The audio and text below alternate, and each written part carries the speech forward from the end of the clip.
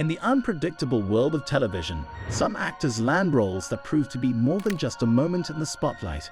They find themselves in series that not only gain popularity during their initial airing, but also enjoy a long afterlife in reruns. Let's check out some actors who continue to reap the rewards of their performances, episode after episode, long after the final cut. Number 5. Mayim Bialik. You might remember her as Blossom Resso from the hit TV show Blossom. Alongside Joey Lawrence, she quickly became a star, and the show ran for 5 seasons. By the end of it, she was earning a hefty chunk of change per episode. But after Blossom, many actors struggled to find their next big thing. Another project that will bring them back into the spotlight. But not Mayim. She defied the odds by joining one of the biggest sitcoms of all time, The Big Bang Theory. Despite not being one of the leads, she played an integral part and ended up earning $200,000 per episode. Since The Big Bang Theory ended, she has continued to achieve incredible things. Not only did she pursue and obtain a PhD in neuroscience, but she also became one of the hosts of Jeopardy! Talk about versatility and intelligence shining through in every endeavor. And let's not forget about the money. In addition to her impressive earnings from her TV roles, Mayim also receives a substantial income from the Big Bang Theory reruns, earning approximately $10 million a year in royalties. It's clear that her talents continue to reap rewards long after the shows have ended. Number 4. Charlie Sheen. So we'll remember Charlie Sheen from 2.5 Men, right? Well, after some ups and downs, he ended up with a huge win when it came to his rerun money. Back in 2011, Sheen had a very public meltdown. Dealing with alcohol and substance issues, he was not exactly on his best behavior. On top of that, he was openly criticizing the people working on the show, making things pretty messy for his career. Eventually, all this led to Sheen getting fired from 2.5 Men. But here's the twist, even after getting the boot, he still had rights to royalties from the show's syndication. But instead of holding on to them, he decided to sell his rights. By selling his royalties, Sheen walked away with $27 million. It was a good deal, especially considering the circumstances of his exit from the show. It's safe to say that Sheen really turned things around and made the best of a tough situation. Number 3. Friends cast. Who doesn't love the iconic sitcom Friends? It's a show that has stood the test of time, resonating with audiences across generations. The core group of 6 friends may not have stayed together forever, but the show itself has proven to be almost immortal when it comes to popularity. Part of the show's enduring legacy lies in its timeless humor and relatable characters.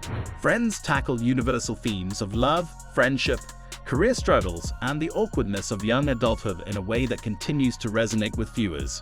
But let's talk about the real deal, the cast. By the final seasons, the main actors, Jennifer Aniston, Courtney Cox, Lisa Kudrow, Matt LeBlanc, Matthew Perry, and David Schwimmer, were pulling in $1 million per episode. However, the real fortune for the cast came after the show ended.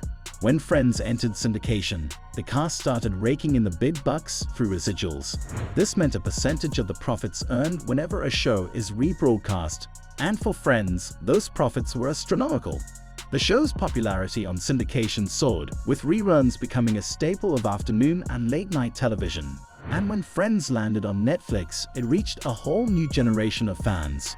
According to USA Today, Friends continues to generate $1 billion per year for Warner Bros., the show's production company.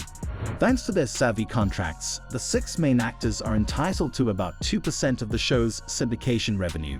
That translates to $20 million per year for each of them. Not too bad for a show that ended years ago. Number 2. Jerry Seinfeld and Larry David. Jerry Seinfeld and Larry David had this idea for a show based on Jerry's stand-up routine, and they pitched it to NBC.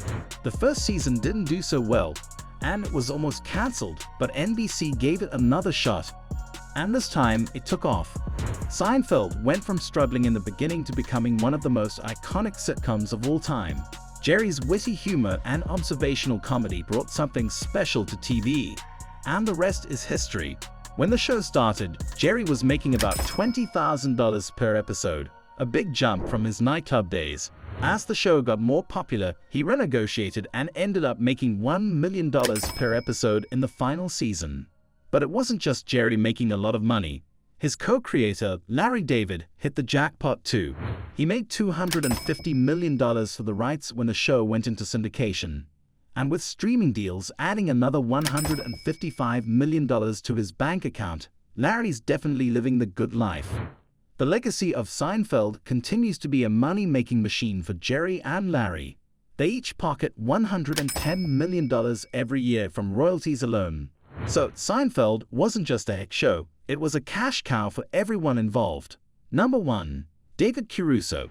David Caruso, the man known for his iconic mirrored aviators and memorable one-liners on CSI. Miami isn't just your average retired actor, he's a living legend shaped by the heyday of TV reruns. From 2002 to 2012, Caruso portrayed Detective Horatio Kane, winning over audiences with his tough yet charming demeanor and unwavering commitment to justice under the scorching Miami sun.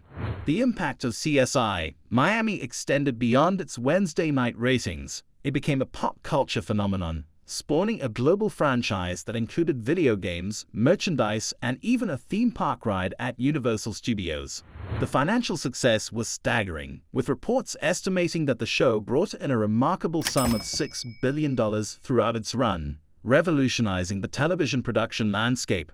As for David Caruso, his role in the show has brought him $100,000 annually. Not bad for a character who became synonymous with his trademark sunglasses and unforgettable catchphrases. What do you think about this? Let us know in the comments section.